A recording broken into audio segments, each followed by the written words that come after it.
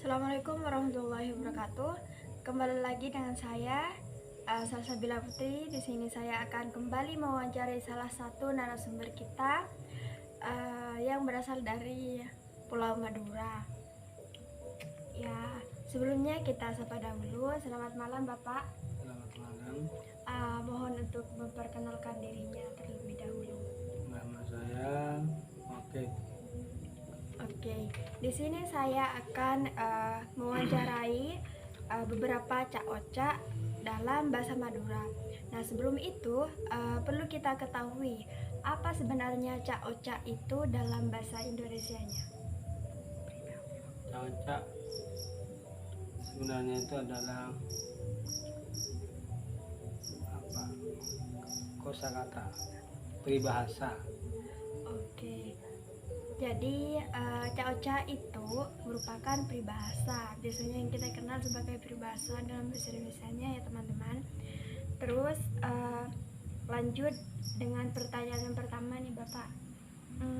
Ada cak-ocak yang mengatakan angoan pote tolang etempeng pote mata. Itu maknanya bagaimana Bapak? Ya, lebih baik mati daripada menanggung rasa malu. Itu sudah harga mati buat orang Madura. Oh, seperti itu. Baik, lanjut pada pertanyaan selanjutnya. Tampenah todus mate. Obatnya malu adalah mati. Sebenarnya yang peribahasa itu berkaitan dengan yang pertama. Cuman kalau orang Madura itu lebih baik mati ketimbang menanggung rasa malu. Oh, jadi antara peribahasa yang pertama dan selanjutnya itu ada kaitannya ya Bapak, seperti Iya, yang ada. dikatakan tadi bahwasanya masyarakat Madura memang benar-benar memegang dan menjaga akan harga diri mereka dan rasa malu mereka, begitu. Baik Bapak. Selanjutnya nomor 3 ada tade acinah. Yang dimaksud dengan tade acinah itu apa Bapak? Itu tidak ada harganya. Sebenarnya itu dikhususkan pada orang yang tidak memiliki harga diri. Contohnya orang yang suka apa ya, misalkan sering mabuk apa, bisa dikatakan nggak punya harga diri. Jadi kalau aci itu dalam bahasa Indonesia itu harga. Jadi kalau tidak ada harga dirinya itu ada acinah gitu. Baik, selanjutnya yaitu autang PC, majar PC, autang nyabah, majar nyabah. Itu konsepannya gimana Bapak? Ya, berutang uang harus bayar uang, berutang nyawa harus bayar nyawa. Yang harus membayar nyawa, misalkan kita ada orang apa ya jahat sama kita, otomatis kita harus melawan. Misalkan kita ya mau membunuh atau dia sudah membunuh, otomatis anak-anak kita harus bisa membunuh. Itu sudah karakter orang Madura. Iya. Saya juga pernah mendengar ada kutipan yang mengatakan bahwa karakternya orang Madura itu keras dan kuat begitu. Baik, kita lanjut pada pertanyaan yang nomor 6 Bapak. Sengakan nangkah mekole cana. Itu bagaimana? Itu sebetulnya begini, orang itu harus apa ya, kita yang makan nangka, orang yang apa, yang makan nangka memikul getahnya, artinya mereka yang merasakan nikmatnya, sementara kita hanya mendapatkan pahitnya. Oh, jadi maknanya apabila kita melakukan sesuatu dan kita sukses, banyak orang yang akan menghampiri kita, padahal mereka itu tidak tahu bagaimana proses di balik kita sukses itu. Mereka hanya meminta, dan contoh kecilnya, mereka akan meminjam uang ketika kita punya, sedangkan mereka tidak melihat ke belakang waktu kita susah begitu. Ya, ya, ya. Lanjut pertanyaan nomor 8. Cocok duri ecelen raja. Itu gimana Bapak? Ya, artinya kita itu sering dipermalukan, bisa dikatakan dipermalukan di muka umum. Misalnya kita pas jalan-jalan, ada orang misalkan tetangga kita, atau dia menghardik kita di depan umum, itu bisa juga dikatakan mempermalukan kita di depan umum. Baik.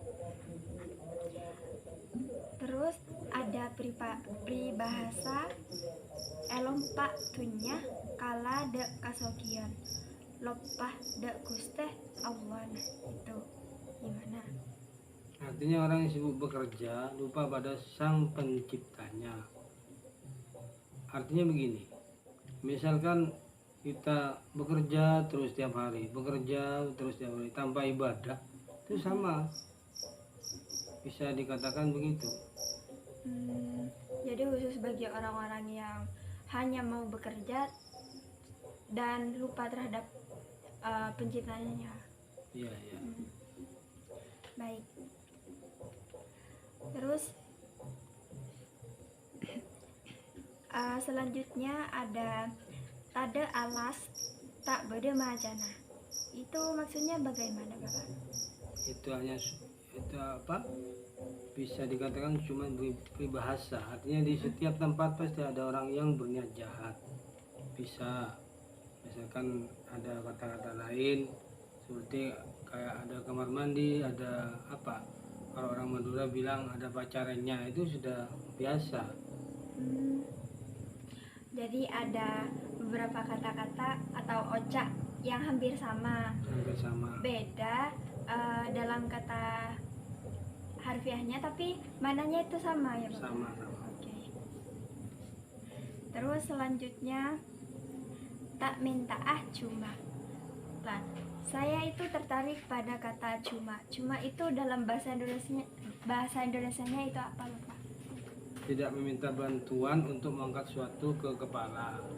Di kepala kita, misalkan kita mau mengangkat barang apa, itu dia berusaha sendiri. Itu biasa dikatakan tidak butuh orang lain.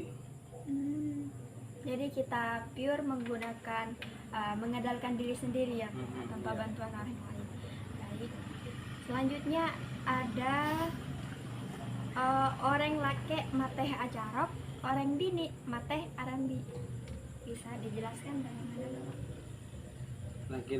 Laki-laki mati berperang, perempuan mati dalam melahirkan. Artinya puncak kehormatan laki-laki itu terletak pada harga dirinya, sedangkan perjuangan seorang perempuan itu terletak waktu dia melahirkan kita, anak-anak kita. Iya. Terus selanjutnya ada lakona lokana teking bisa celi lokana ateh tada tampana kacipana nyerok dere. Terus seperti apa? Luka daging di kulit bisa dijahit, luka di hati tidak ada obatnya kecuali menelan darah. Artinya luka fisik bisa disembuhkan, tapi luka hati yang disebabkan orang tidak ada obatnya kecuali pertumpahan darah.